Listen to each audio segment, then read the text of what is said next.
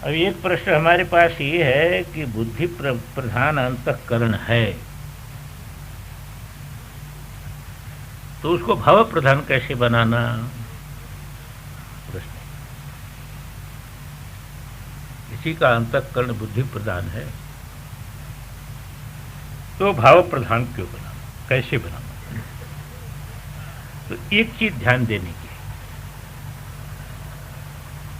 बुद्धि से कोई चीज जान लेने मात्र से काम चल जाएगा क्या? बुद्धि से जान लिया सत्य बोलना चाहिए है? रोज उपदेश भी सबको कहते हो, बच्चे को अन्य को कि सत्य बोलना चाहिए, तो इतने से काम चल जाएगा क्या? तो ज्ञान का क्या फल है? यदि किसी में बुद्धि है तो जानने का क्या फल है? अब देखो, तुम अपने जो है कमरे में बहुत बड़े पावर का बल्ब तुमने लगा दिया, और बाहर से कचरा भी तुम अपने कमरे में नहीं ले आते हो। अब तुम कहो कि हमारे कमरे में इतना बड़ा प्रकाश है, हम झाड़ू क्यों लगाओ?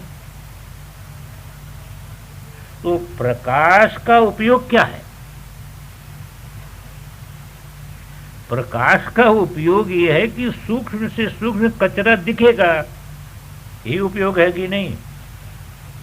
पर यदि कचरा है तो प्रकाश से दूर होगा क्या? नहीं दूर होगा। इसलिए जीवन को शुद्ध करने के लिए बुद्धि का उपयोग यही है।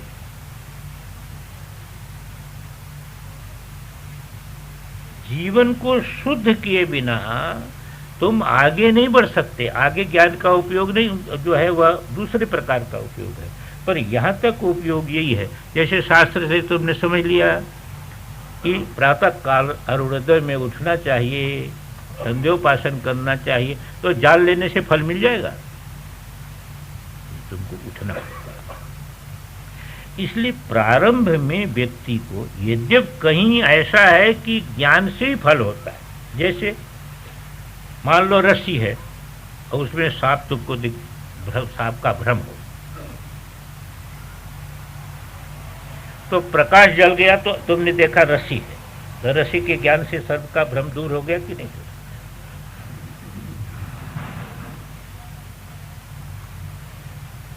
तो वहां केवल ज्ञान का ही फल है कि नहीं? परंतु उस स्थिति में पहुंचने के पहले अपने को, जीवन को शुद्ध करना पड़ेगा। क्यों शुद्ध करना पड़ेगा? ये देखो, मान लो कि बिजली का तार है, तो कोई इंजीनियर आया, कहा कि हमने फिट किया है इसको, हमको कैसे करंट लगेगा? तो वो पकड़ेगा तो करंट लगेगा कि नहीं लगेगा? वो विद्युत की सब बात जानता है, पर सब बात जानने से क्या वो करंट नहीं लगेगी उसको? और कुछ युक्ति होती है।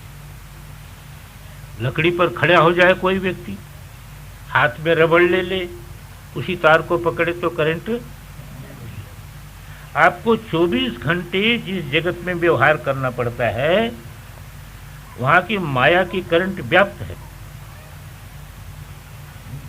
आप यदि सावधान नहीं रहेंगे तो माया की करंट लगेगी ही आपको, क्योंकि व्यवहारिक स्तर में पहले जब हम विचार करेंगे तो कोई ये कहे कि हम कचरा नहीं ले आते तो झाड़ू क्यों लगा? अरे कचरा अपने आप जगत में आएगा, झाड़ू तो तुमको रोज लगानी पड़ेगा। कोई कहे हम शरीर में मिट्टी नहीं पोड़ते, हम क्यों स्नान करेंगे? अरे वो जो है वह मल अपने आप आएगा इस जगत में, स्नान तो रोज करने पड़ेगा तुमको। तो ये माया की करंट व्याप्त है। कोई कितना भी सिद्ध हो, जरा सा असावधान रहेगा तो माया की करंट लगे बिना रहेगी नहीं। परंतु शास्त्र कुछ युक्ति बताता है। तुम भगवान के आधार पर अपना आधार बनाओ पक्का, भगवान के आधार पर खड़े हो और भगवान का नाम रूपी रबड़ हाथ में रखो, तो तुमको माया की करंट नहीं लगेगी। अहंकार का आधार बनाओगे तो माया की करंट लगे बिना रहेगी नहीं। यह तुम ब्रह्मा बन जाओ तो भी लगेगी। ध्यान में आया कि नहीं? तो मेरा ये कहना है कि पहले जो है बुद्धि प्रधान होना कोई खराब चीज नहीं है, पर बुद्धि के साथ हमेशा अहंकार रहता है। और बुद्धि में एक दोष होता है, बुद्धि में होती है चालाकी। हृदय में चालाकी नहीं होती है, पर बुद्धि में चालाकी होती है कि पकड़ में ना हो। ये चालाकी है। एक ने हमको उपदेश किया कि आप झूठ जितना चाहे उतना बोल सकते हैं, पर ऐसी बुद्धि आपके पास होनी चाहिए कि पकड़ में ना हो। तो यदि आपको झूठा कोई बोल कह दे तो आप मानहानि का दावा कर दो उसके ऊपर। हाँ, एक युवक ने हमको उपदेश किया कि युग बदल गया महाराज, आप करोड़ों की चोरी कर सकते हैं, पर आप में बुद्धि होनी चाहिए, कोर्ट में प्रमाणित नहीं होना।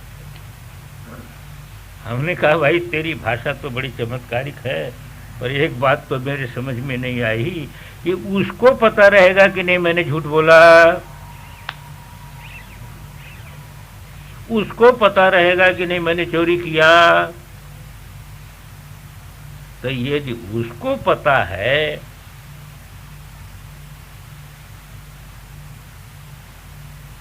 तो फिर दूसरे प्रमाण की कौन सी जरूरत है। और वो ये भी जानता है कि झूठ बोलना अपराध है, नहीं तो छिपाता क्यों। वो ये भी जानता है चोरी करना अपराध है, नहीं तो छिपाता क्यों। कौन सी प्रमाण की जरूरत है, किसी प्रमाण की जरूरत। तो मैं कह रहा था कि बुद्धि में और कोई बात नहीं, बुद्धि तो अच्छी है, प्रकाश रूपा है, पर ये दो दोष है। एक तो उसके साथ अहंता का संबंध हो जाता है और दूसरी उसमें चालाकी आ जाती है। ये दोनों दोष निकल जाए तो समझना चाहिए कि हमारी बुद्धि जो है भाव में अर्पित हो गई। भाव में ये दोनों दोष नहीं है, हृदय में दोनों दोष नहीं है, उसमें चालाकी नहीं है, और अहंता नहीं है। सीधी सादी बात है।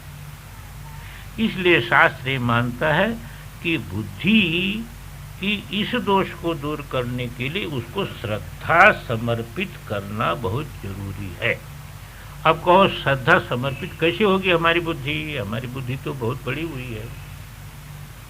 तो आपको ऐसे ग्रंथों का, शास्त्र ऐसे भी ग्रंथ हैं, आचार्यों ने लिखा है कि जिसको आप पढ़ेंगे तो आपकी बुद्धि जमीन में लौट जाएगी, क्योंकि उसमें 10-10, 15-15 कोटि की जो शंकाएं हैं वही आपको बुद्धि को समझ में नहीं आएगा। तो आपकी बुद्धि हार मान जाएगी, आपका अहंकार टूट जाएगा। तो जो अहंकार टूट जाएगा तो श्रद्धा समर्पित हो जाएगी। इसीलिए शास्त्र ही मानता है कि शास्त्र की बात को पहले बुद्धि से तुम नहीं समझ सकते, पहले मान लो परमेश्वर है, अब उसके बाद बुद्धि लगाओ। तो पहले श्रद्धा से स्वीकार करो, फिर बुद्धि लगाओ। अब बुद्धि का तुम्हारा उपयोग हो सकता है। इसलिए इस दृष्टि से श्रद्धा समर्पित होना बुद्धि का बहुत आवश्यक है, नहीं तो उसमें अहंता और दिखावा। दूसरे क्या, श्रद्धा समर्पित बुद्धि नहीं है, वह हमेशा काटने का प्रयास करती है, समझने का प्रयास नहीं करती है। आपकी बुद्धि यदि श्रद्धा समर्पित नहीं है तो मेरी बात आप सुनेंगे तो बुद्धि किसमें केंद्रित होगी? काटने में केंद्रित होगी, समझने में नहीं केंद्रित होगी। तो जब काटने में केंद्रित होगी तो मेरी बात कैसे समझेंगे आप? तो शास्त्र की बात आप नहीं समझ सकते। इसलिए इस दोष को दूर करने का अवश्य प्रयास करना चाहिए, और उसको दूर करना ये है कि दोनों, बुद्धि के मूल में भी परमेश्वर है एक ही, और दूसरी ये है कि कितने बुद्धिमान ऐसे हैं कि जिनके तर्क भी हम नहीं समझ सकते, हम क्या बुद्धि हमारे पास है। तो सच्चाई को स्वीकार करें। हमेशा व्यक्ति धोखा वहीं खाता है जहां सच्चाई को नहीं स्वीकार करता।